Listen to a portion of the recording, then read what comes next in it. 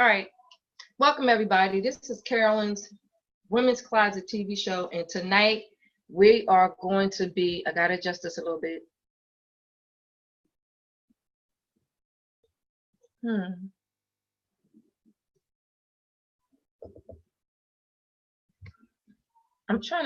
I got a lot of things going on at one time. Hold on. See if we could do this right. No, this is good.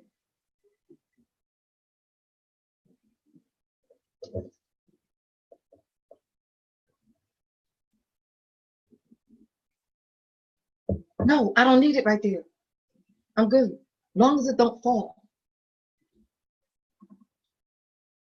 You're doing good with silence. All right, listen up, everybody. So tonight's segment is going to be on part 1 of human trafficking. So let's start off with, earlier today, I had posted in one of my Facebook groups, and I also posted on Instagram. And I gave some scenarios about human trafficking, and if you was caught in a position, what would you do? So I'm gonna lay out one scenario. And as I lay out this first scenario, I want you to think about what you would do. As we go along into the segment, you're gonna know who the human traffickers are, who the victims are, and where are the most likely places you will find these people constricted to work in, so you can recognize the key indicators that they are victims of being human trafficked. You will also learn about the top states that are hub states and cities for human trafficking. And most of all, the reason why I am concerned about human trafficking, because it affects the profession that I'm in. And because it affects the profession that I'm in, as a licensed massage therapist governed by the state of Pennsylvania, I have responsibilities that I must report certain indicators that I see if I find a woman that I believe is being trafficked based on the indicators that I see. So, hi Robert, thanks for tuning in. Isaiah, thanks for tuning in. Tammy, thanks for tuning in. Jacqueline, thanks for tuning in. Please share, if you have not already shared this segment, please share the segment, and as we go along, share it again so this segment can reach as many people as possible that we can get it to reach, because you never know who you are able to help once you know who the indicators are. As we go along in the show, I will let you know when you could call in and ask your questions. If you have any questions, I will give you that number later when you can call in and ask the questions that you want to ask. So, what is human trafficking? Human trafficking is anyone who is forced, coerced, abducted, or kidnapped and forced into agricultural labor, sex trafficking, or any type of human trafficking against their will. That's the broad definition of being human trafficking. Now, who are those individuals that are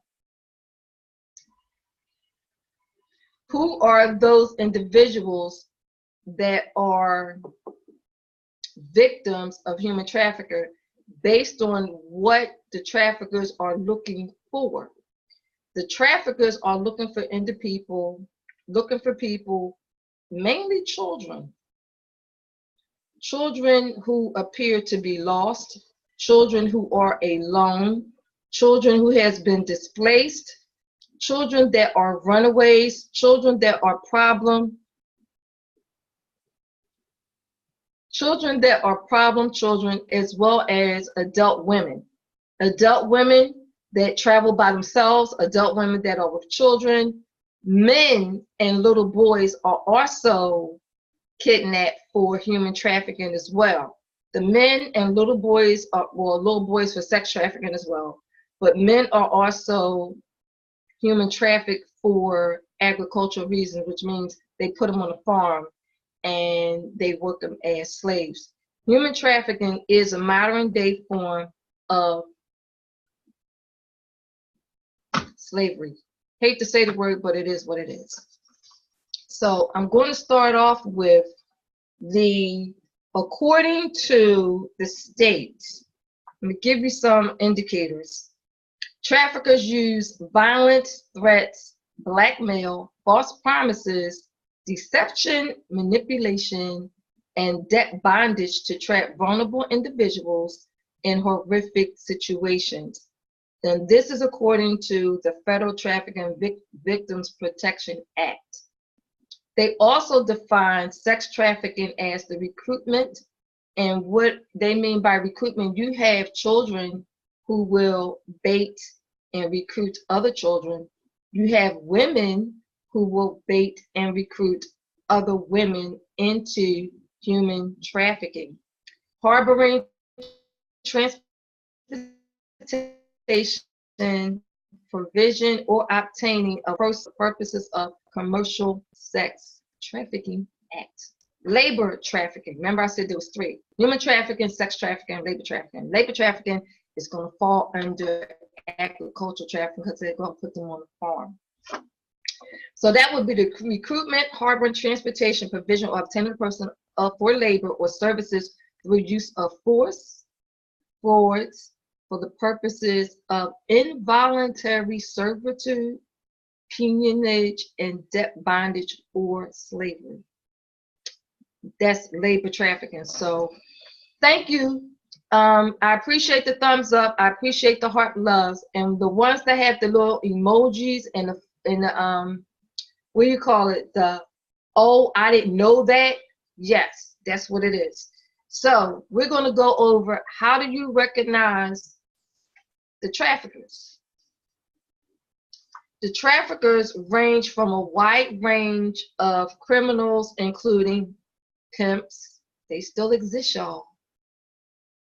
Family operations. And what I mean by family operations, you can have, and I'm going to give you an example of a young woman whose boyfriend kidnapped her and forced her into human trafficking. So it can be family members as well.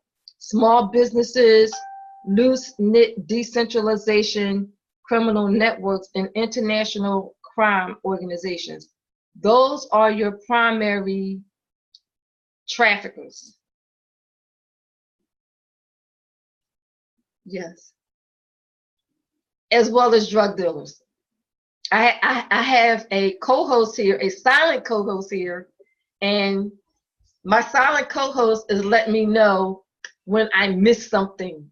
So one of them was drug dealers as well. So I'm also going to touch on the type of places and businesses that these traffickers will put the victims in. An old term that is still used today is called brothels. Fake massage businesses, also called masseuses or massage parlors, all of those areas as well. Greetings and thank you, Cheryl. Gangs and criminal networks are also involved. Growers and crew leaders of agriculture, because they're going out to look for individuals that can work on these farms. Labor brokers, factory workers, corporations, small business owners and managers. Now, with the small business owners and managers, they are involved in the human trafficking because they are being paid. When the traffickers come to a business, they offer them large amounts of money to employ their victims for work. That's part of the agricultural part.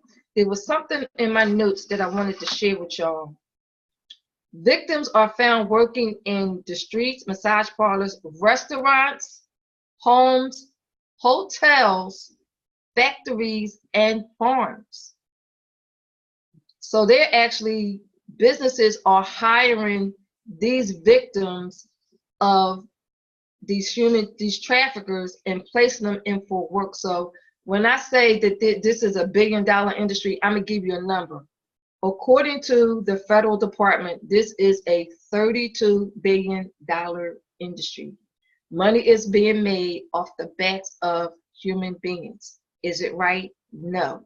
At the end of the segment, I'm going to give you some information of how you can get involved. I'm going to give you the resources that you could call and get in contact if you detect or see someone that you suspect is a victim, whether child or adult, little girl, little boy, adult man, or adult woman that you suspect is being human trafficked. Next, I want to talk about, I did that. And here in Philadelphia, as well as this website was a website that is like all over the country. And on this website, I'm gonna tell you the name of it. If you go to this website today, it's shut down. So if you Google www.backpage.com, Backpage was an internet website that was international and national wide, and it was mainly supposed to be used for advertisement, like legal good advertisement. You could go on Backpage and find anything you want. However, Backpage got involved in human trafficking because they would advertise. People would put people would put in advertisements online in Backpage, and the ads were geared towards kidnapping women, girls, boys to be human trafficking, but it wouldn't directly say that. I'm sure y'all have saw the ads that say wanted, become a movie star, get into acting. Another ad that was very prominent on Backpage was come learn a new skill. Another ad that was prominent on Backpage is an employment ad. An employment ad that said you can make $500 a week, and it was based on you going. They would hire you. It appeared legal. They would hire you, and you would have to. They would transport you to different cities. I know y'all seen these people in the mall. They would transport you to different cities and say, you know what? When you get to this destination city, they put you to work, and you would be selling perfume, books, magazines. I know y'all seen these people because I have. They're right here in Philadelphia as well, and they appear to be very pleasant, but they may be under the auspices of being human trafficked, and then they get picked up. They get picked up and transported to wherever their living quarters is. And a lot of times these victims, their living quarters is not like what you would suspect for them to look like. They're very demeaning and downgrading. Here we go. So we're going to recognize some of the red flags. I'm going to give you a short list. The list that I have is not a large list, but I'm going to give you key. Hi, Sadia, how you doing? Hi, Shakia, how you doing? I'm going to give you some key indicators to look for, and these are some of the common work and living conditions. I'm not going to say all of them, but I just want to give you a brief overview of what kind of conditions these people live in according to the reports from Polaris. Polaris Project. Polaris is an organization. It is the largest anti-trafficking organization in the United States. They have offices, two main offices in Newark, New Jersey, and also Washington, D.C. So They may not be free to leave or come and go as they wish. A pimp or a manager is assigned to them. They are not paid, and if they are paid, it's very little. And sometimes they may owe a large debt, and that debt cannot be paid off unless they do as the traffickers say they do. If they are transported to another country, or another country mainly, or imported here into the United States, they take their passports from them. They take their passports from them. They take everything that they came with, and they tell them they're not going to get their passports back until they do A, B, C, D. Unfortunately, these victims don't never get their passports back unless somebody saved them or they find a way to escape. These individuals are sometimes in poor physical health. They will avoid eye contact for you. If they're with their pimp or their manager and you're the one that may be asking friendly questions, notice that the pimp or manager or the person that is with them is the one that's going to be answering all of your questions and won't let them talk to themselves. That's one of the key indicators that you want to look for. They may look like they lack medical care as well. And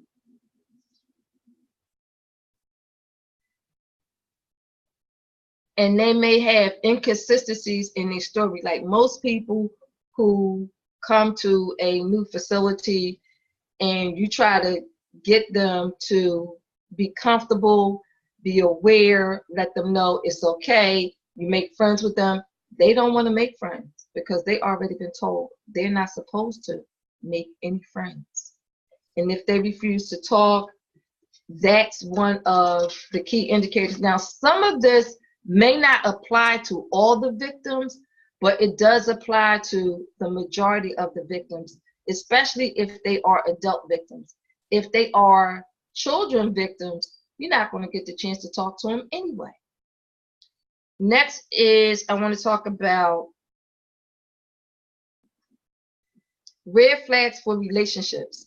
And what this means is people that are having any type of relationship, whether it's the boyfriend, the husband, the friend, the co-worker, the business associate. These are some of the things that you may want to pay attention to. And this indicates that an individual is at risk for sex or labor trafficking, either one. So the intimate partner or employer, this is relationships. It also pertains to business employment. And I'll get into that in a minute. They come on very strong and promises things that are too good to be true. Like you're going to make a lot of money if you do this, or if you come with me and you want to get into acting, because I know at one point, especially in the early 80s and up to the late 90s, you saw a lot of advertisements in the paper for acting because people just want to be discovered, and the advertisements were there, but not all those advertisements was true. They were all geared towards kidnapping and human trafficking. Next is if they display signs, characteristics of a dangerous person, including attempts to control movement and behavior of this individual. If they exhibit jealousy or they lash out at you, deliver punishment, responds to non-compliance, and is verbally use threats or displays violence to create a culture of fear. Now, let's talk about the culture of fear. One may ask a victim, why didn't you just leave? Why didn't you try to escape? Why didn't you try to do something to get out of the situation that you was in? According to one survivor, you start to believe culturally that you belong there. This particular person that I'm talking about, they were forced into human trafficking by a boyfriend. It was by a boyfriend. And because she had a relationship with this person, she trusted him. And that's one of the things they do. If it's someone you know, you trust them. So there's a relationship built on trust. Unless that person gives you a reason not to trust them and they make a suggestion to you, let's go on a vacay. Let's go on a trip.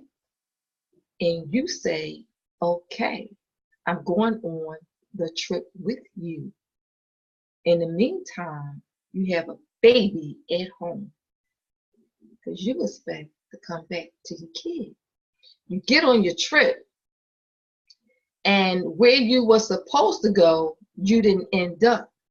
The boyfriend takes you somewhere else. When you get to somewhere else, I can't name places, y'all, sorry. When you get to someplace else, he tells you, I want you to go in this house and make us some money. And you come back with, I'm not doing that. I ain't signed up for this shit. Not doing it. So because you refuse to do this, you get abused, you get slapped around, you get beat up. And then finally you say, you know what? Okay, I'm going to do this. You go in there and you do what he told you to do, and you do it that one time. And he tells you, listen, I'm going to let you go home, but you got to do this like 3 more times. Okay, she did it. She did it a couple more times, and she never got the chance to go home. She could not escape because he took all her belongings. He took everything from her. And keep in mind, this was a guy that she had dated for 6 months to a year. And this is what he did to her. She ended up finding a way to escape. But I give you that example. So if you ever wondered why, well, why these women just don't leave? It's not that simple for them to get up and leave. It's not going to be that simple because they are culturally trapped. That's what that means. And then after a while, they start to believe, oh, you know what? I'm not going to ever get out of here. So let me just do whatever it is they want me to do until something snaps up. Wake her up and say, you know what? This is not my life. I got to find a way to get out. Then, and only then, do they try to find ways to escape, unless they come across someone that has detected that they are a victim of being trafficked and they have someone that can help them escape and go to a safe house. Safe houses we will talk about, and I will give you the resources of where 2 organizations that are here in Philly that have safe houses, but they have safe houses all over the country. So I'll give you the link to that as well. Let's talk about how do you keep from being human trafficked on social media, because that's another outlet that human traffickers look for. So what I'm going to do, everybody, is hold on. I got to do something because I'm about to go on a 2-minute break after I give you this information, but I don't want anybody to go anywhere. Just stay with me because there's some more information that I want to give you. But I want everybody to just think about that initial question that I asked you. The initial question I asked was, if you were in a position and you were in a mall somewhere and you noticed a man following you around in the mall. He followed you outside the store. He followed you to your car as you was putting your luggage, your groceries, your bags in the car. He walked up to you and asked for help. You, being a kind-hearted person that you are, you decide that you want to help him. While you're helping him, another man comes up Now, I'm going to leave it right there. I want y'all to think about that because my question is for y'all is, what would you do considering how much time do you think you have to get out of that particular life-threatening situation? So I'm going to put this on. I don't own the rights to this music, but I will be back. So everybody stay tuned. Thank you.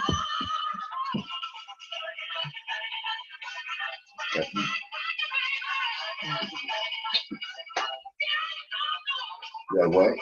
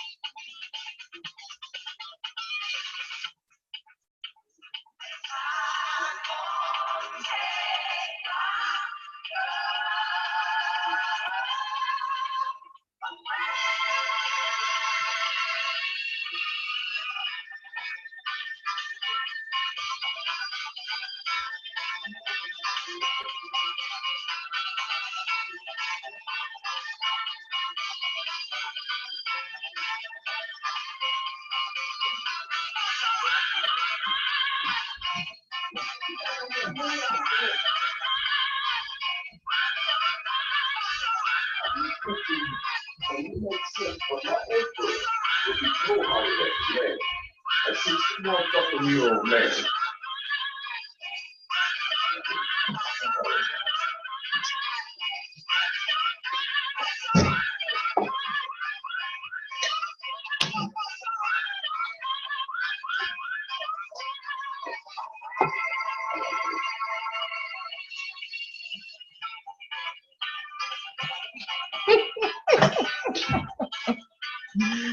All right, everybody, I'm back. You know what it's Dell Show. Thanks for sticking with me, everybody. Good topic. Good topic. Thank you. Welcome back to the Women's Closet TV show. I am Carolyn, your host. Tonight's hot topic is human trafficking. Thank you, everybody, for sticking with me. Well, I took a short break because I'd be having hot flashes. I had to go wipe my face a little bit.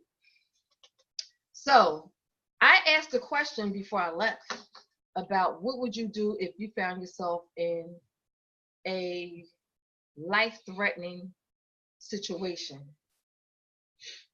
What would you do? So I'm gonna ask y'all to do something for me. Just type in the comments what you would do.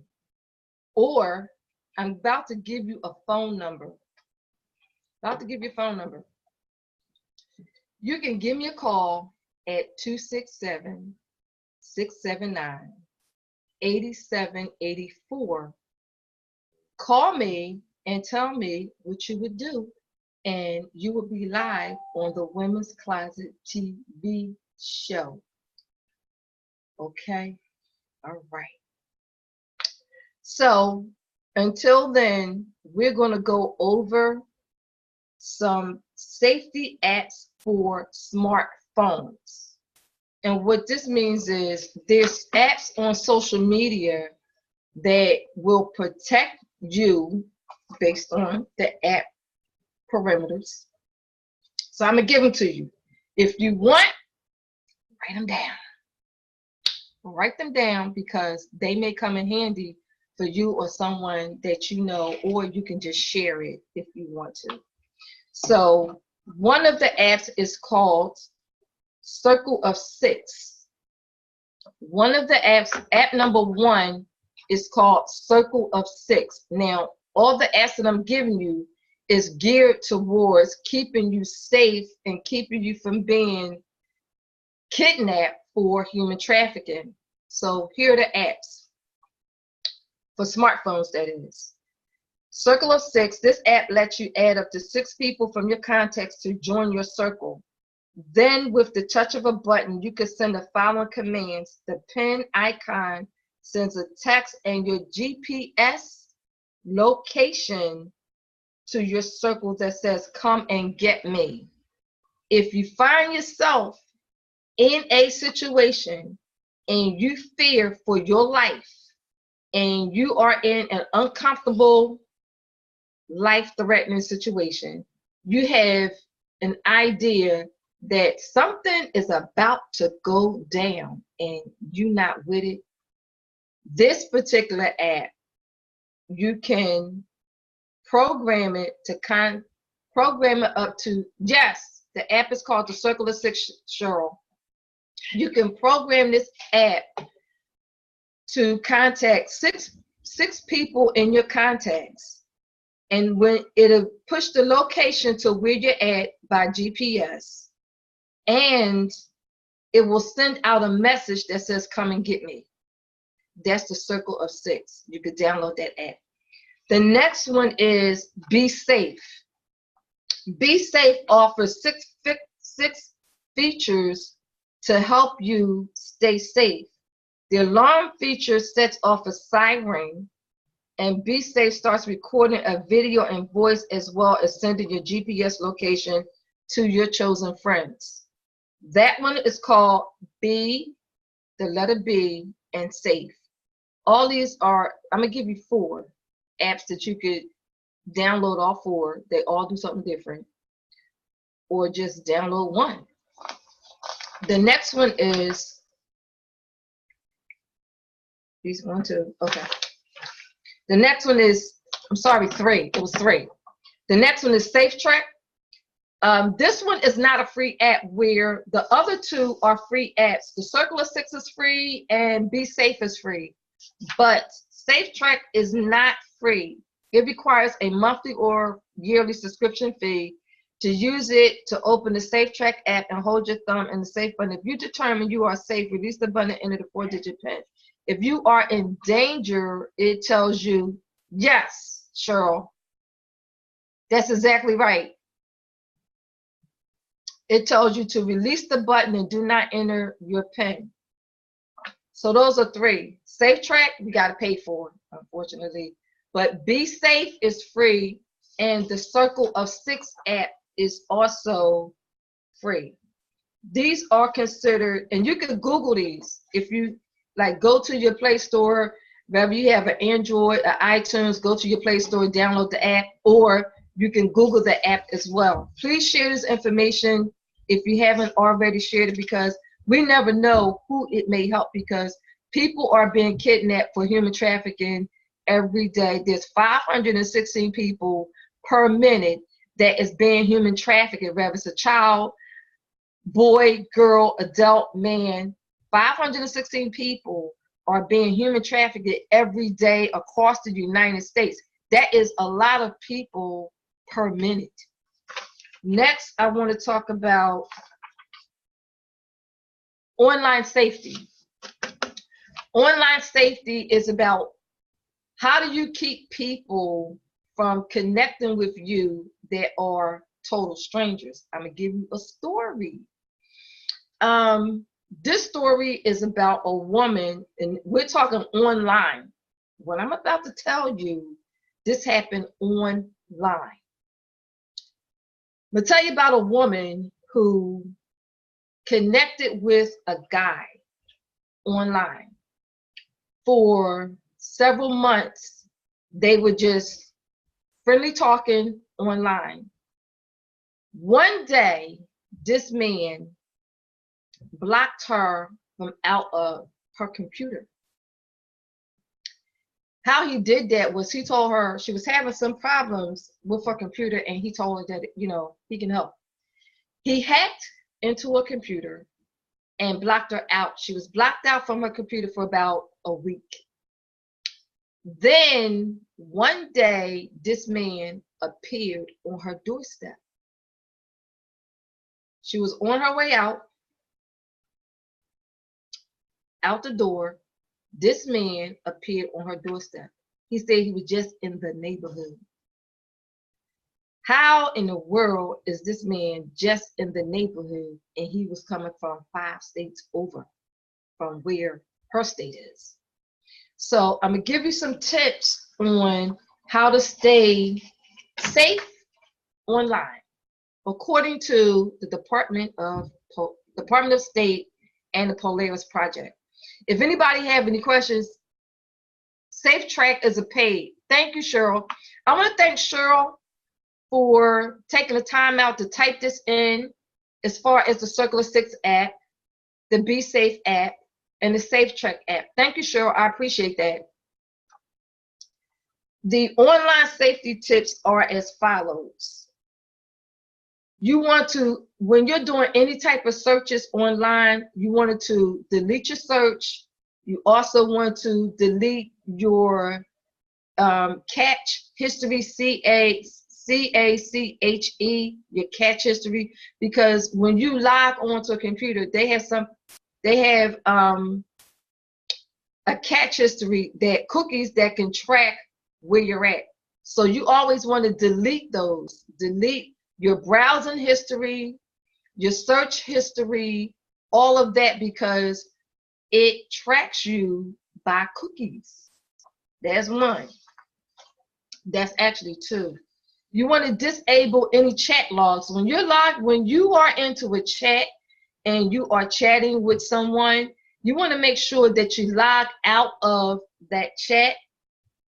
Privacy settings, thank you. For social media, you want to make sure that you control your privacy settings. What I mean by that is, you know how when you log into Facebook or you log into LinkedIn, you log into Snapchat, you log into any type of social media, but if you don't have, or you can't remember, like me sometimes, you can't remember like one of your passwords, and then it says, okay, you can log in using your Facebook account. So you log in using your Facebook account, but yes, you want to delete histories and catching cookies. Thanks, Cheryl. And you log in using your Facebook account. However, you control what people have access to, because thank you, Sador, for tuning in. Thank you, Dwayne, for tuning in. You control what, yes, thank you. You can, yes, I do. Thank you. You control what people can see as far as your social media personal information by clicking on edit. Once you click on edit, anything you don't want nobody to see, take it off, uncheck it. That means they can't see it. So that's what it means when it says privacy settings. You control your privacy settings in that situation. Next is discretion. You want to be very careful about what kind of information you're putting out there on social media. I'm going to say this again because I use social media primarily for business, but you have other people, 90% maybe, that use social media for personal reasons. And that's okay. That's good. However, you don't want to put too much personal information out there on social media. I'm going to give you an example because I had to check somebody when I saw what type of information they was putting out when they got their new social media account. So it's going to ask you for your birthday. You don't have to give your whole birthday. You might want to give the month, the date, maybe not the year. You might not want to be giving up your personal phone number. Unless you are an entrepreneur or you have some type of business going on, sure, give out that number because those are potential clients.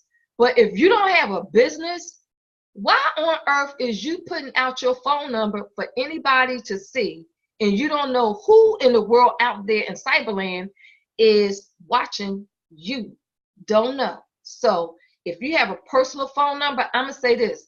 Don't put your personal phone number out there for potential human traffickers to track you down and to find you, call you, and yes, call you and start asking you all kinds of questions like they're your friend. They're not your friend. They're not. Also, email accounts.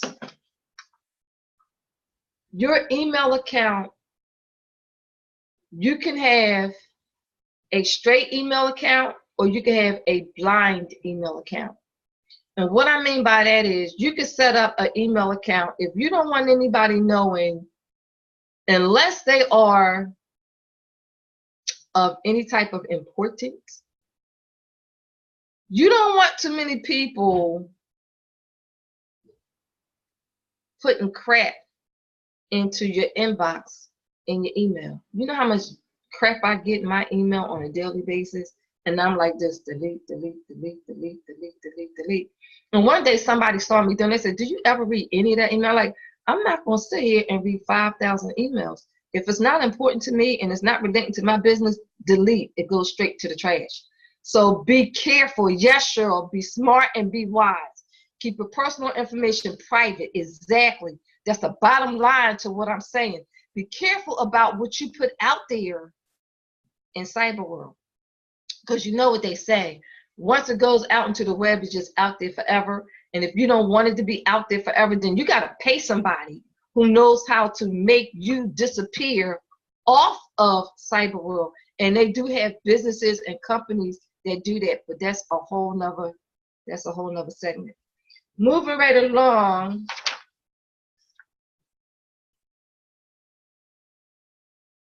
Your online address book should not have any type of sensitive information in it.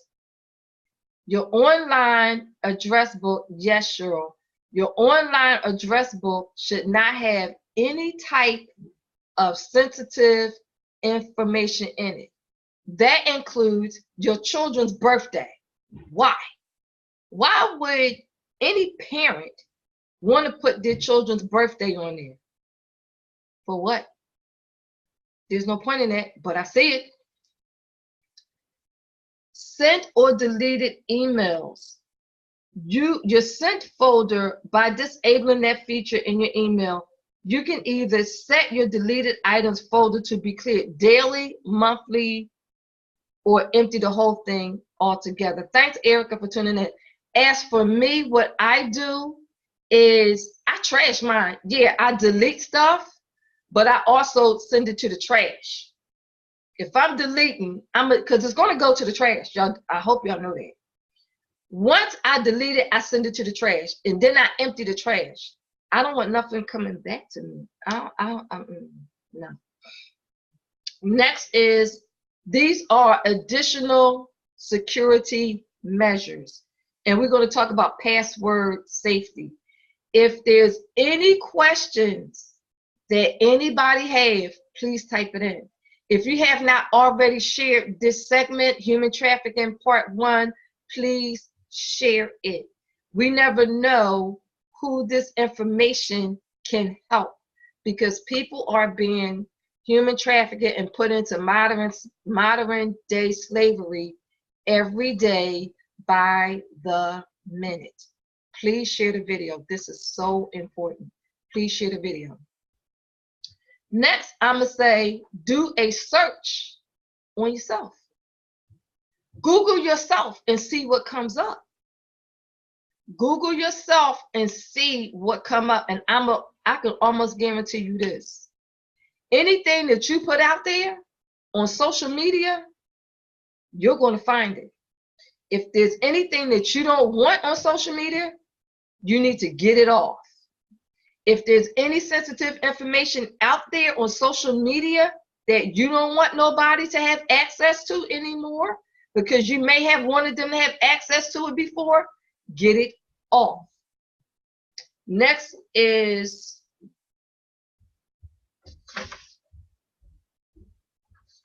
let's talk about online harassment. Now, to me, online harassment is another form of bullying, but it's just cyberbullying. So you can be harassed by authorities, or you can be harassed by internet service providers. Either one. I'm explaining that. So according to Polaris, if you are being harassed online, there are several steps. Thank you. There's several steps that you can take to end the harassment. The first thing to do is to save copies of everything.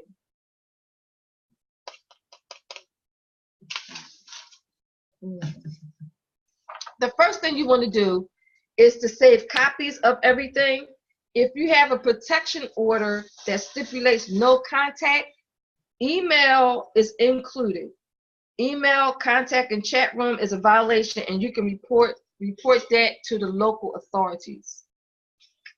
Yes, you sure can. Next is personal harassment through internet service providers. You can also contact the internet service provider, also known as ISP, and email the service of that person that is harassing you. For example, if you're receiving harassing emails from a Hotmail account or any type of email account, you can report that to any ISP provider. However, if I were you, I would screenshot the email. You know you could do that with your computer. All you have to do, there is a key on your keyboard on your computer. It has like a little screen on it. Well, what that little screen means is it means screenshot on your laptop or your computer. You can also, right here,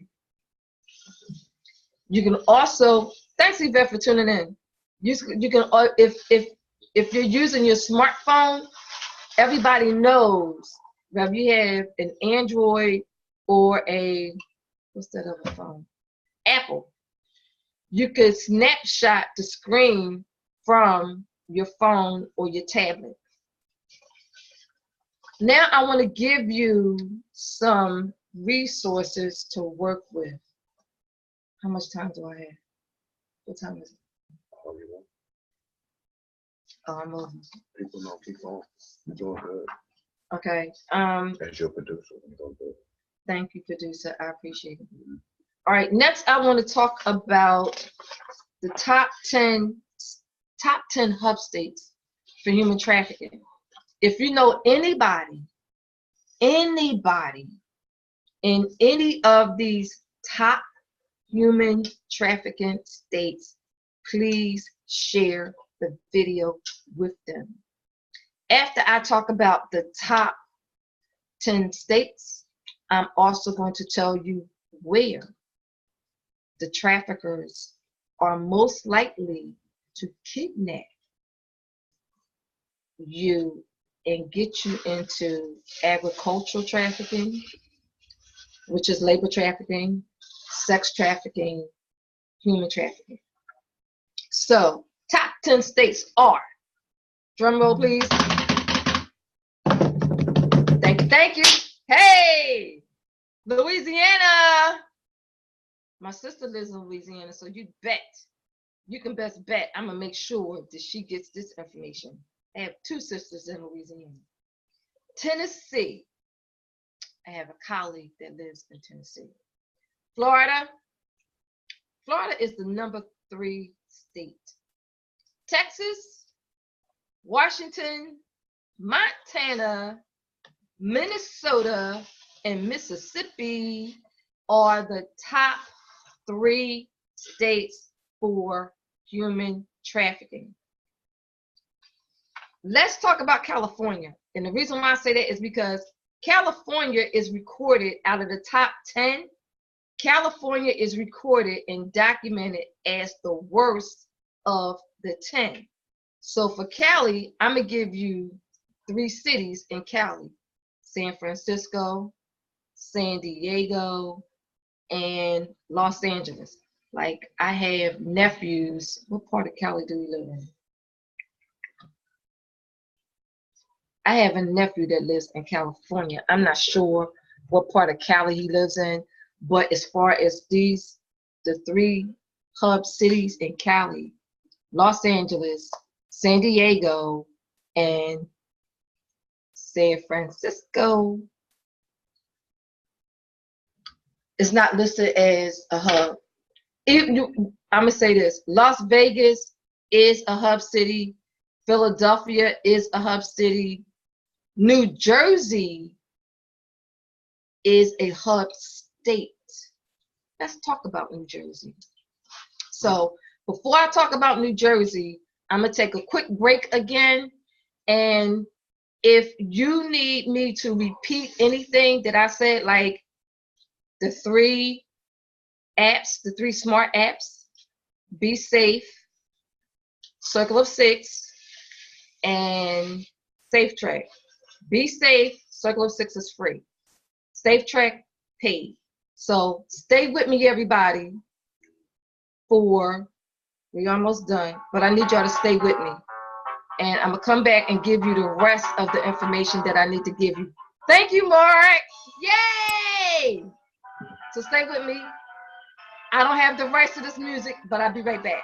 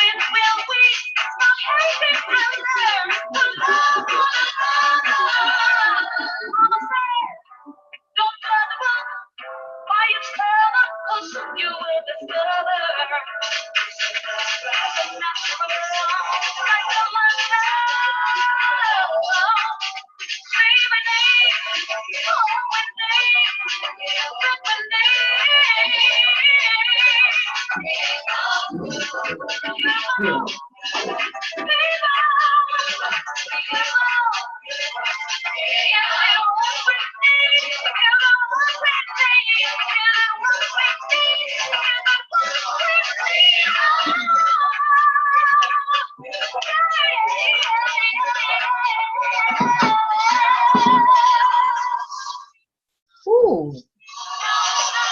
Hey y'all, I'm back. How you doing?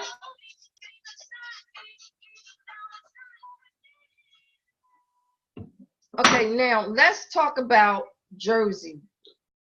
Jersey is a major hub state. Hi, cousin Levita. Thanks for tuning in. How you doing? Thanks for tuning in. Please share.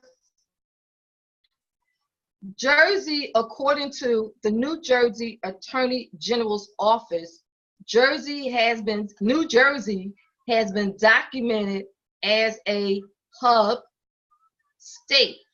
Why?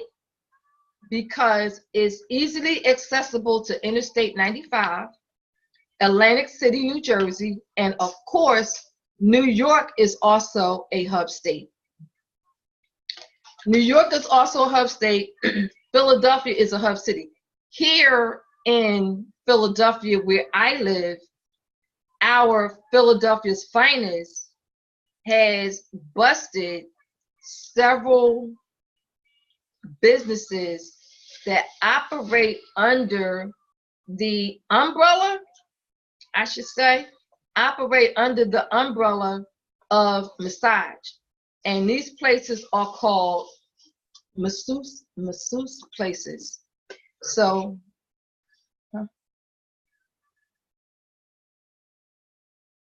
under the umbrella of massage, and they're called masseuses, and you'll see the signs up for them. And this might be wrong for me to say, but it just happened to be a fact.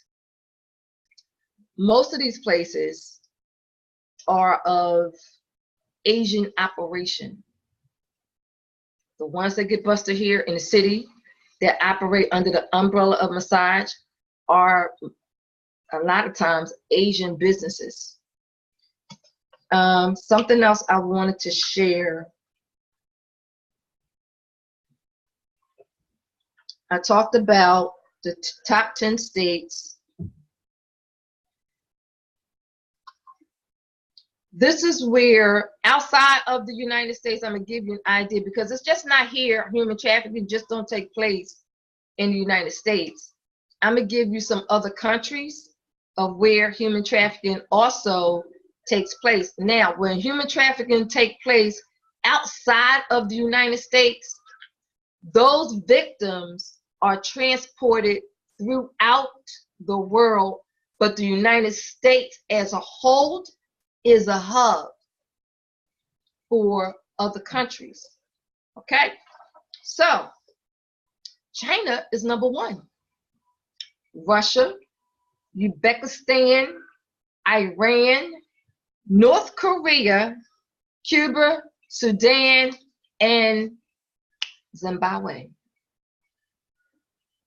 No, really? Well, I was just informed also the Philippines. I was just also informed Philippines. Now, there was a hotel here. There was a hotel here in the city, here in Philadelphia, not too far from where I'm at. And if you live in Philadelphia, everybody know where the Roosevelt Hotel. Thanks, Shamika, for tuning in. Everybody here in the city of Philadelphia know where the Roosevelt Motel is. This motel was busted for human trafficking of women, and they have a lawsuit against them. In Philadelphia, by Philadelphia being a hub state, it's going to be, of course, Interstate 95 or any mall, motel, airport, highway that is near the interstate is here in the city is a hub, because once they kidnap you, their goal is to get you on the interstate, the nearest interstate they can find. If they get your behind on that interstate, you're done. You're done. I want to say another word, but I can't. So if you know someone or you find yourself in this position, do not let them get you near an interstate, period. Fight your way out of it any kind of way you want. Me, I'm licensed to carry, so I'm good. Come up on me, you might get shot, because I'm licensed to carry, and I carry heavy. So now I want to talk about, lastly, I want to talk about an event that is happening, and I want to give you some resources. Let me do that first. I want to give you the resources so that you can share them. Resources here. I'm going to say this. I'm going to post this up in the Women's Closet Community Facebook group. If you're not a member of the Women's Closet Community Facebook group, please join the group. It is free. Please join the group. It is free. Most of my resources will be posted in the group, but because I went on my main Facebook page tonight, I will also post the information on the Facebook page for you to have. E9 Baptist Church. I have to has a safe house. Not sure about which one. I have a good friend of mine who has to connect, and for human trafficking part 2, I'm gonna try to get a representative from E9 Baptist Church to come in and give information on the process that survivors go through and talk about the safe house and what's offered for the survivors and survivors of their family. Another one is Dawn's Place. Dawn's Place phone number is 215-849-2396. Dawn's Place is 215-849-2396. Now, the National Human Trafficking Hotline, that number is 888-373-7888. I'm going to repeat the hotline number again. The hotline number is 888-3737-8888. I'm messing this up, y'all. 888-3737-888. That is the Human Trafficking Hotline. They also have a text. If you need to text them, you want to text Be Free. You want to text Be Free. The number to text for the National Hotline for Human Trafficking is 233-733. Hi, Marlo. Thanks for tuning in. And that simply spells out Be Free. November 27th is National Human Trafficking Awareness Day. November 27th is National Human Trafficking Awareness Day. Something else I want to give you. Wait one. Here in the city, in City Hall, you can go to room 508. The number is 215-686-3446.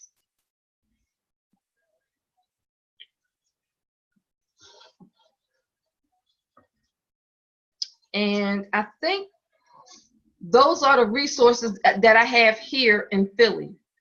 If there's information that you want and you're from another city, state, the number to reach me at to get that information is 267-679-8784. 267-679-8784.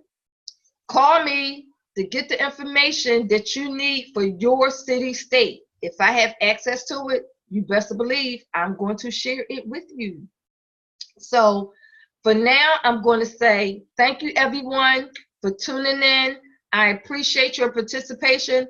Please share. Thank you, Faith, for tuning in. Please share this segment on human trafficking part 1.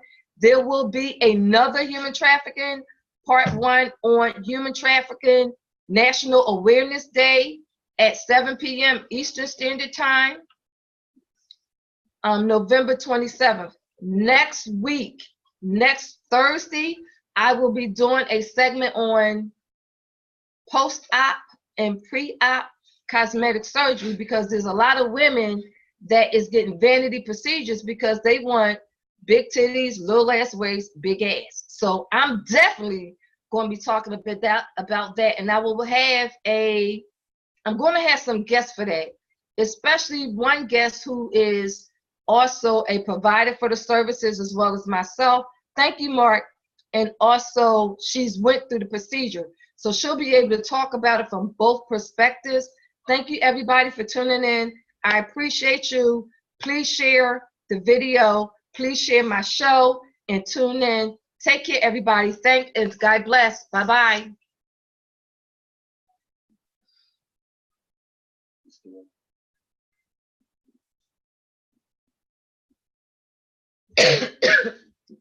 Oh, I forgot I was recording here.